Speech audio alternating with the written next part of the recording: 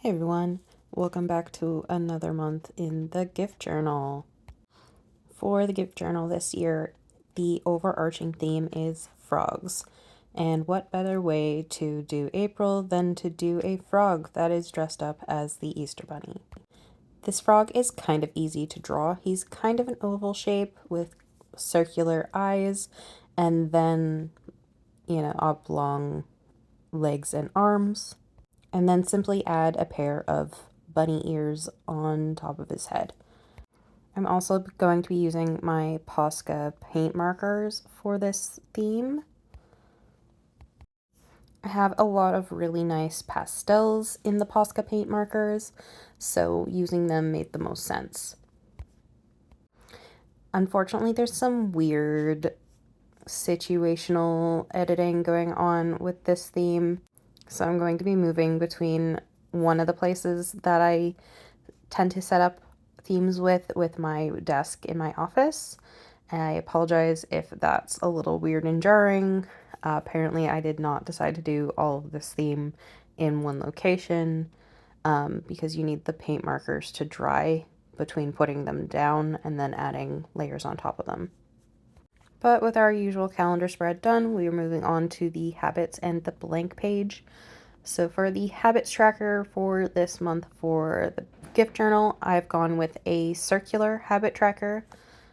The circular habit tracker is not my favorite to set up because it's a little tricky, but first I'm going to be doing the second line highlight on the blank page, which can be used as a brain dump page, a notes page, a memory keeping page. Whatever my friend decides to use it for is what she can use it for. That's why it's a blank page and it's right next to the habits. But then setting up the circular tracker for the habits, I usually try to make sure to have enough lines for the number of habits that I've given my friend. She says 5 is ideal for her, so she gets 5 lines. And then I just try to make sure that I have enough spaces within those 5 lines for the 30 days that are going to be in April. It's a little tricky to make sure that they are all approximately even. So sometimes I have to add a extension on the circle and it's not a complete circle, but it won't be a complete circle anyway because I always leave a space at the top of the tracker to write down what habits you are tracking. Then it's just a matter of doing some decoration with the eggs at the bottom of this spread. I'm going to put down each of the base colors for these eggs because, as I mentioned before, you have to wait for the base color to dry before you add anything on top of it. But once that's nice and dry, I went in and put some decorations on the eggs, trying to give them each their own little personality. I'm really trying to reflect kind of how you would expect Easter eggs to look, while also trying to use repeating colors in not so expected ways. But I think it turned out pretty cute. Then I'm going to be moving into the weeklies.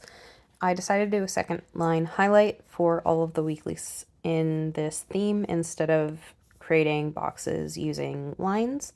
I'm creating boxes using a different color second line highlight. And then our dressed up froggy friend is going to be playing around on every one of the spreads. Thankfully, our froggy friend doesn't take too long to color in, but again, our paint markers need to go down and then they need to dry in between coats. So I try to get those down as fast as I can while I'm setting this up. And then I'm going to take a slight break from coloring those to put in the days for this weekly. Because my friend follows my way of setting up the months, so she keeps the entire month together, and because I do Sunday start for all the weeks, she only has Wednesday, Thursday, Friday, and Saturday in this particular weekly. I actually really like keeping my months together There's something really creative about having to come up with these little partial spreads that really makes me kind of happy. But once I have the date down and I'm sure that the first layer of the paint pen is dry, I'm going to add the decoration for the Easter eggs on this spread.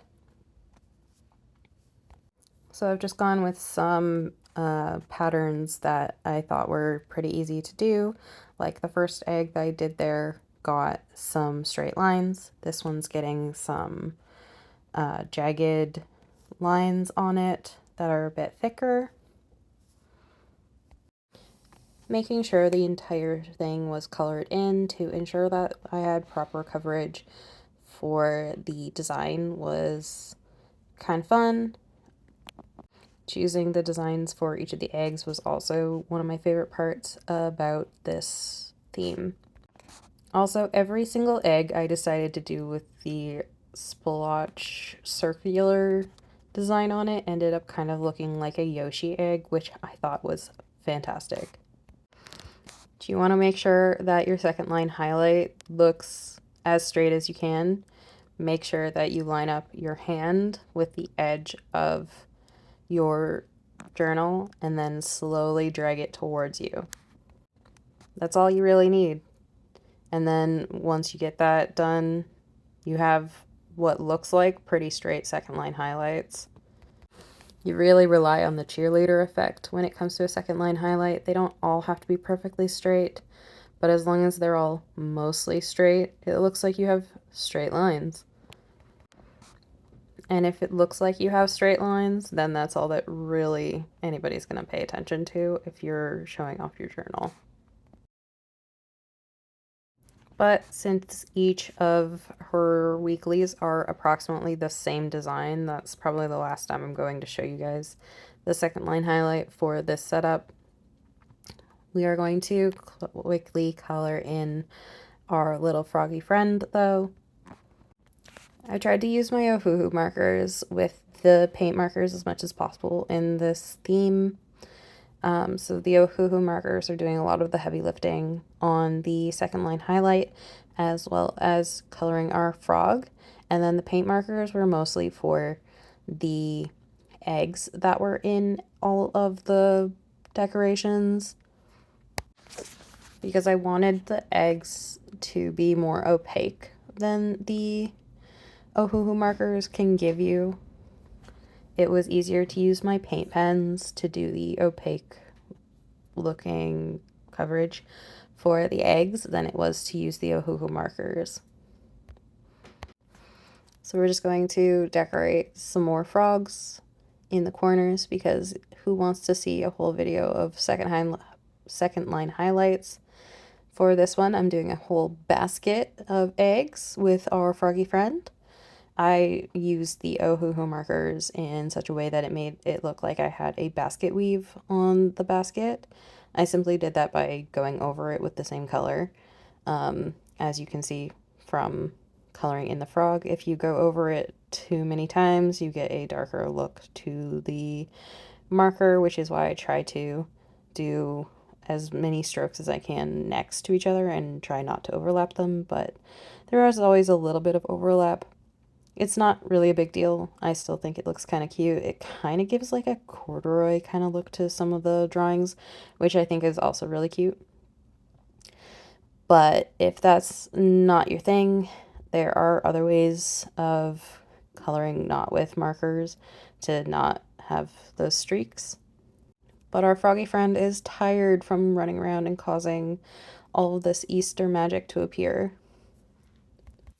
So let's take one last flip through look at April in the gift journal. I think after everything is said and done, this theme turned out really, really cute. It has lots of soft pastel colors.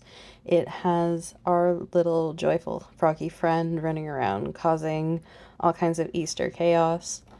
And when everything is said and done, our froggy friend takes a nap, because who else isn't exhausted after making all the holidays happen? Thank you so much